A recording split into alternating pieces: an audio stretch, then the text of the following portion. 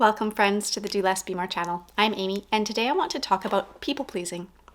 People pleasing is one element that not only has the potential to derail productivity, but it also contributes to chronic stress, depression, and burnout. I believe that if we can better understand what people pleasing really is, what is actually happening when we people please, then we can learn to heal from these tendencies, improve our productivity, and hopefully reduce the likelihood of experiencing depression or burnout in the first place. One thing's for certain, people pleasing is not ill-intended. If you are a people pleaser, likely you are a genuinely kind and giving human. The thing is, you aren't consistent with your generosity and kindness.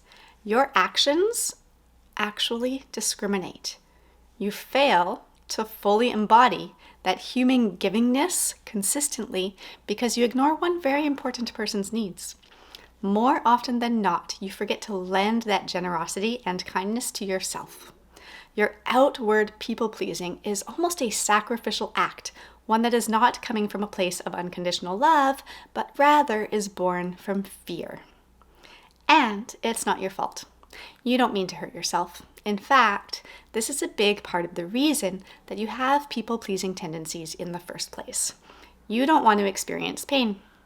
You are afraid of experiencing the unpleasant emotions that stir up inside of you when other people express their upsetness.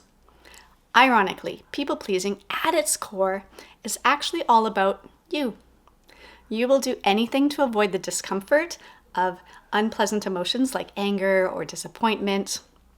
You do not know how to handle others' expressed dissatisfaction, and so you will do anything to avoid having to face that discomfort. People-pleasing is a learned survival strategy that was picked up in early childhood and has become part of your subconscious programming. It's a protective mechanism to meet your deepest needs, to be safe, to be at ease, so the absence of those uncomfortable emotions, and to belong. So before we dive deeper into the root of people-pleasing and how to begin healing from it, let's get clear on what people-pleasing can actually look like. How do you know if you're a people-pleaser? Here are some signs of people-pleasing that may be relatable for you. Number 1, you are deeply uncomfortable when others are upset or angry or unhappy, whether or not their dissatisfaction is directed towards you.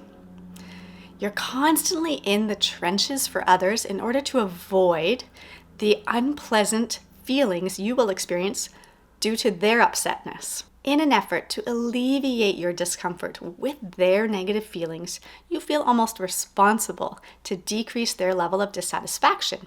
And so you might react by solving the problem for them, saying yes to requests even though it's a sacrifice on your part, or doing anything that you know will help alleviate their pain. Number 2, you go along with what people say or do even though you don't agree or want to.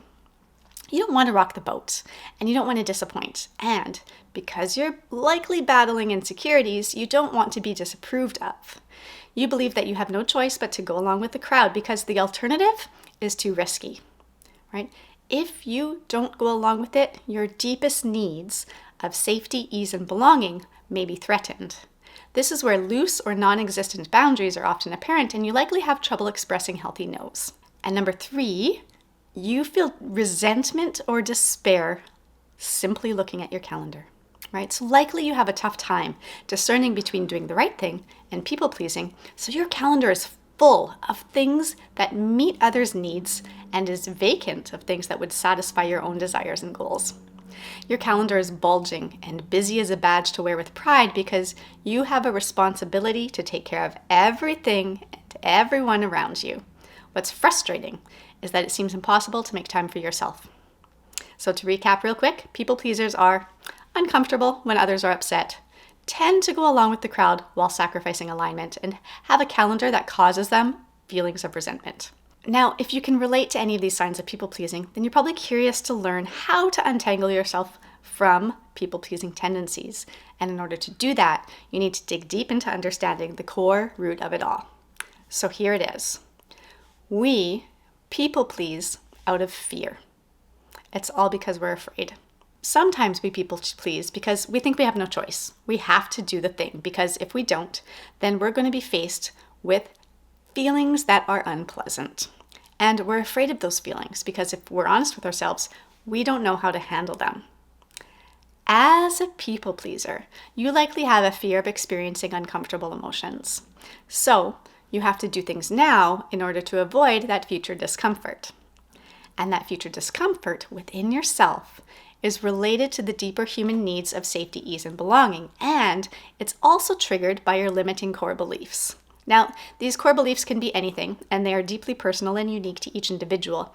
And they tend to be tied to those basic needs of safety, ease, and belonging. So here are some possible core beliefs of people pleasers. I'm not competent. I am not needed. Only I can do this.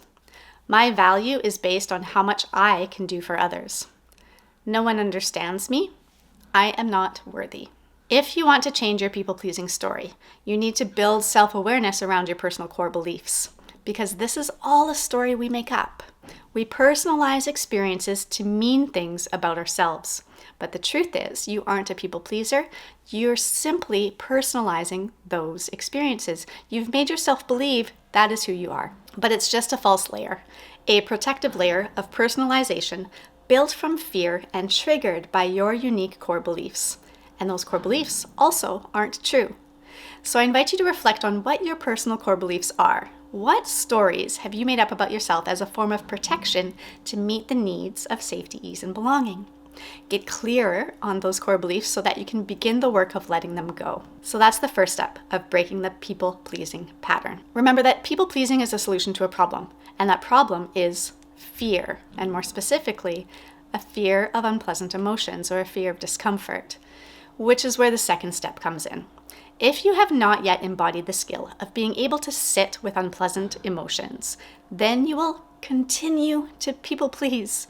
I have a sticky note on my wall that is one of the first things that I see every morning, and it says, "Spirituality is being good at feeling." In order to stop being a people pleaser, it's necessary to become more resilient, more tolerant of the wide spectrum of uncomfortable emotions.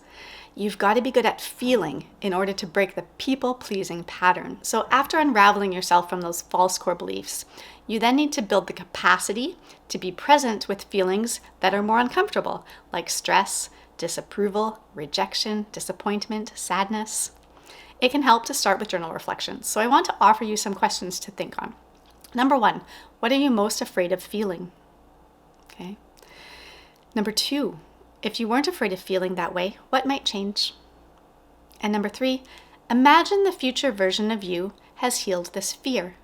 What do they do differently? How does the future you behave compared to who you have been up until now? Once you're able to shed those limiting beliefs and expand your capacity for uncomfortable feelings, you will begin to notice yourself making consciously aligned and authentic choices.